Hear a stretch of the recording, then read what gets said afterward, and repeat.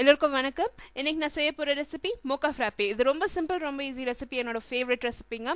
First of all நான் filter coffee ஒரு cup எடுத்திருக்கேன். அந்த ஃபில்டர் காஃபியை ஒரு பவுலில் நான் சேர்த்துக்க போகிறேன். ஃபில்டர் காஃபியோட ரெசிபி நான் டிஸ்கிரிப்ஷன் பாக்ஸில் கீழே நான் போஸ்ட் பண்ணுறேன். அதுக்கு ஏற்கனவே நான் ஒரு வீடியோ செஞ்சுருக்கேன் முன்னாடியே.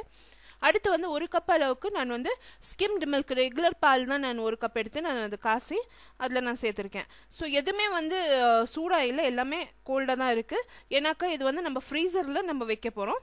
அடுத்து நான் ஹெவி விப்பிங் க்ரீமு ஒரு கப் அளவுக்கு சேர்த்துருக்கேன். 3லேருந்து 4 டேபிள் ஸ்பூன் அளவுக்கு சாக்லேட் சாஸ் சேர்த்துருங்க. சேர்த்து இது எல்லாத்தையும் மிக்ஸ் பண்ணிடுங்க. நான் சுகரே சேர்க்கலைங்க, ஏன்னாக்கா சாக்லேட் சாஸ்லேயும் சுகர் இருக்குது அண்ட் ஹெவி விப்பிங் க்ரீம்லேயும் சுகர் இருக்குது. ஸோ அது தேவைப்பட்ட உங்களுக்கு எக்ஸ்ட்ரா சுகர், உங்களுக்கு ஸ்வீட் வேணும்னா நீங்கள் சேர்த்துக்கலாம். இல்லைனா எல்லாத்தையும் மிக்ஸ் பண்ணி கவர் போட்டு ஃப்ரீசரில் வச்சுடுங்க. அது மேலே நல்லா கிறிஸ்டல்ஸ் ஃபார்ம் ஆகும்.